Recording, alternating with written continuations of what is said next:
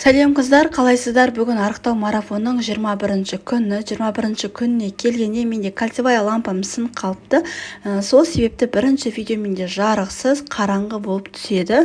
Бірақ сонда да сіздерге граммдарын айтып кететін боламын, сіздерге түсінікті болу үшін. 21 күнде қыздар 4-5 келі салмақ тастадым. Барлық тамақты жедім. Ешқандай тамақтан өзімді шектемедім. Тек қана кешкі ас менде жеңіл болды. Қалған уақытта мен барлығын жедім.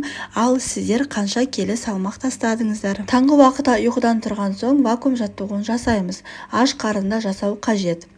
Вакуум жаттығуынан соң 2 стакан жылы су ішіп аламыз.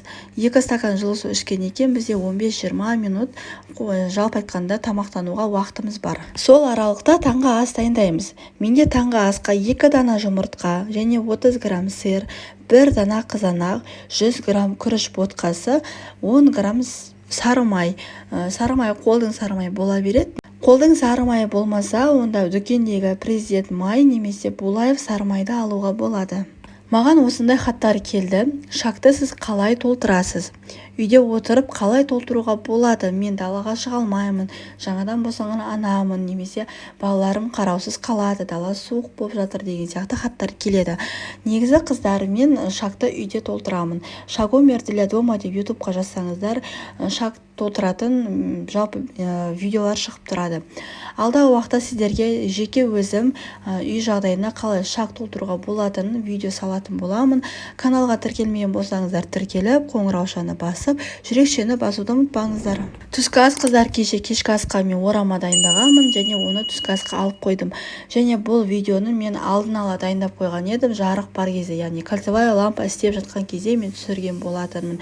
Түскі асқа да осыны жегендіктен дәл осы видеоны тауып алып монтажға қостым. Міне қараңыздар, 2 дана орама және 1 қызанақ, немесе кез келген салатты пайдалануға болады. Қазіргі таңда ең арзан, актуальный салат ол квашеная капуста, яғни капустадан кез келген салатты дайындауға болады қыздар.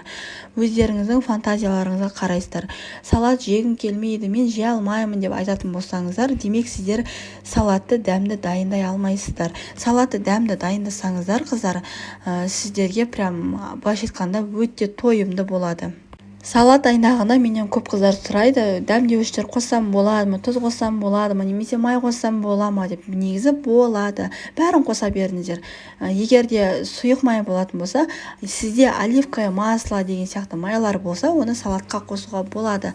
Ол кішкене пайдалырақ болады. Күніне бір мезгіл зумба билеңіздер қыздар. Зумба билеу арқылы біз жеген тамағымыздың калориясын уақытылы күйдіріп отырамыз.